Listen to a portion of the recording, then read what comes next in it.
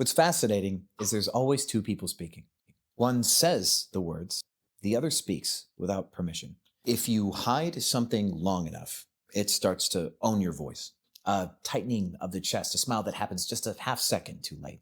And people think that they're hiding themselves when all the while they're just hiding from themselves. And this is where humans become movable. The apps you use every day.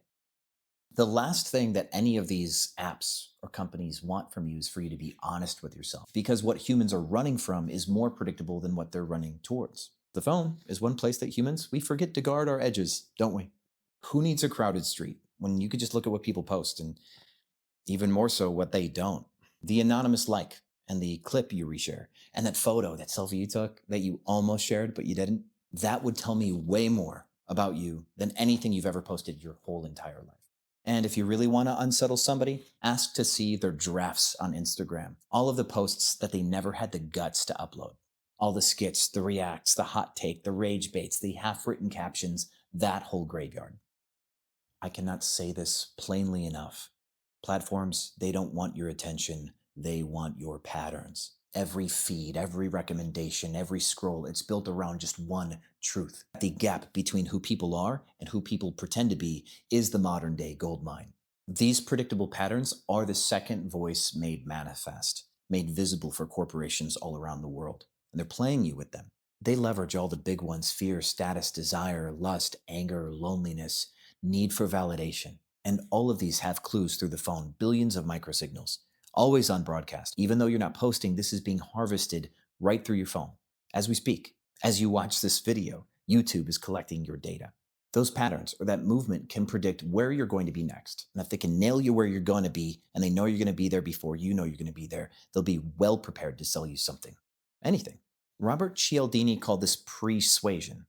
If you want to persuade somebody, change the environment, and the choices take care of themselves. And that is why the biggest companies in the world, like Facebook and Google, they don't sell products, they sell forecasts. And all of this is something that we get to learn from our inevitable and non-consensual participation in this really messed up game. Let's use this. If we can nail down someone's motive, we can monetize their motive. And the second truth of this is that avoiding the game doesn't mean you're not playing it. You're playing it no matter what. It's just whether your head's in the ground and whether or not you're being taken advantage of, whether you're looking at the knife as it cuts you. If your online behavior through your phone is such a leaky bag of tells that these big companies can steal your money through the phone via influence, this is tenfold in real life. This is in Technicolor. Everywhere that you look, people are bleeding out all of their insecurities and motives and wants and desires everywhere, all of the time. You just haven't been looking for it yet. Influence isn't some big imposing force. It's just awareness of this. When you can truly read between the lines with people and hear that second voice, as we call it, you stop seeing people's performances, the masks that everybody wears. You can see right through that and you can read the person. You can see the wounded child. You can see the broken relationship at home. You can see the insecurity. You can see the lack of self-love. You can see the loneliness. You can see the ego masking the insecurity. That people reveal their intentions the moment that they forget to guard them. And there's two more quotes here. We're going to triangulate this. Cialdini, through his quote, he proved that the environment persuades the person before any of their choices are ever made conscious. And a favorite book of mine, Leadership and Self-Deception, was premised on the entire concept that people tend to reveal the lies that they are trying to hide from themselves, that it gets broadcasted out, almost like it's fighting for sunlight, like it's a plant that needs the sun, and it makes its way through cracks and through windows. And I don't need to tell you what I'm about to tell you.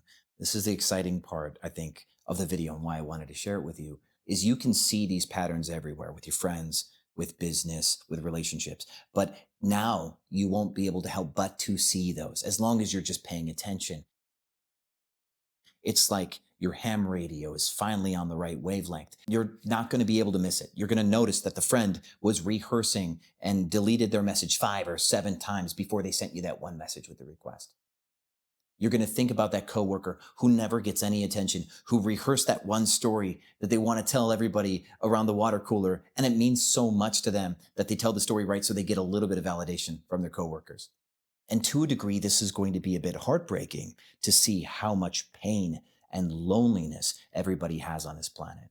and how everybody is playing some four-dimensional chess game to try to convince themselves that they're good enough, to convince other people that they're good enough, so that way they can be accepted. But then they have to have a part of their identity that doesn't need the acceptance, so that way if they get rejected, they could say they never wanted it in the first place. And they're so hollow on the inside because there's so much conflict. No one wants to confess that they just need some companionship and they just need some acceptance. And they're willing to nearly trade it all for the safe bet that they can have some of that human connection that no one's getting anymore. Influence is powerful, and you don't need to overpower people when you see through them. But the moment that you can see through them, you're going to feel a little bit of pity for the everyday man. And use that influence, but use it for good, if at all possible. But the honest truth is nobody sees this. Most people never will. Their whole entire lives, they can't see past their own nose, let alone their shadow. People like to fancy that they're ambitious. They think that they're being pulled forward by manifest destiny, reaching to the brass ring, but no one can feel what's pushing them from behind. They can't feel their shadow. People buy to avoid uncertainty. They delay to avoid responsibility. Procrastination is a trauma response. People over-explain to beat around the bush to avoid a truth, to avoid rejection. They're either over-packaging or they're cutting too much away, but no one can be organic. No one can be natural, because to be natural is to be raw and vulnerable. To be rejected on your face for exactly who you are, that's mortifying to mankind.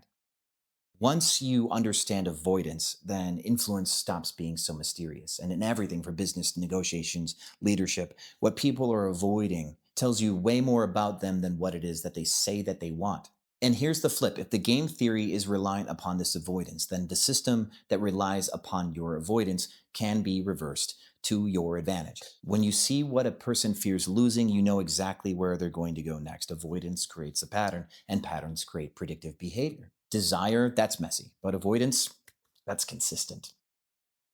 People want different things, but they all avoid the same things: rejection, loneliness, crushing weight of existential dread, all of it. Once you know what someone's avoiding, you can gently guide them anywhere you want them to go. A salesperson can lead a client towards clarity if confusion is overwhelming, and focus on clarity in a sale, where clarity is the light at the end of the tunnel. Buy today, sign for some clarity. You can predict that the coworker that avoids conflict will always choose the quiet, agreeable option. And you can count on that. You can go to war on that. That person's never going to change. A buyer that's afraid of regret will choose certainty, guarantees every time, even if they don't exercise a guarantee. They just needed it to make the deal happen. And a person who is afraid of boredom will always choose tension, trauma relationships.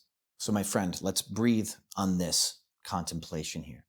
You don't need to force outcomes, and you don't need to dominate a room. You can listen and own the room by knowing the actions that are unfolding and the hidden Freudian desires at play, the strings of the puppeteer. This is just like how platforms do it. They just won't ever tell us. This is how the system works. This is how corporations work. They've built all of these systems for pain avoidance and certainty. What do you think a salary is? A salary is a guarantee that you will get XYZ amount of dollars. You will take that salary to the grave with you instead of doing the risky thing like starting a business and maybe not only not making money, but looking like a grand old fool in the process. Most people would take the salary than the risk of public humiliation. But thought, all of this compliance creates pressure on a person, right? Or inside of the person. Say the pressure's inside them. Pressure comes out wherever the container is weakest. And this can be predicted too, societally, interpersonally. You can see what the make of a man is, and you can see where all the greatest pressures are and where they're starting to come undone at the seams. As in war is with love, when you can see the motives or the insecurities of a person, you know what they're avoiding and you know what they will do to avoid those things, and you stop judging them. You stop taking it all personally. And maybe you'll also be able to forgive yourself for that thing you did in the relationship where you did the thing. I did that thing. And it can all come back to you too. You can see it in the drafts that you haven't posted. Technicolor in your own phone. This is a mirror, my friends. When you understand avoidance, you understand pattern. And when you understand patterns, you get to understand motive. And once you can understand motive, you stop reacting to the world and you get the grand old pleasure of navigating it. And as an adult who spent 35 years of his life not knowing he was an avoidant attachment, This might be the most important realization that I ever made in my life. And it's been my honor to share it with you. I have another video, if you like this one, that I think you're going to want to watch next. Thank you for your time. I'd love to hear your thoughts in the comments. And as always, I'll see you on the other side.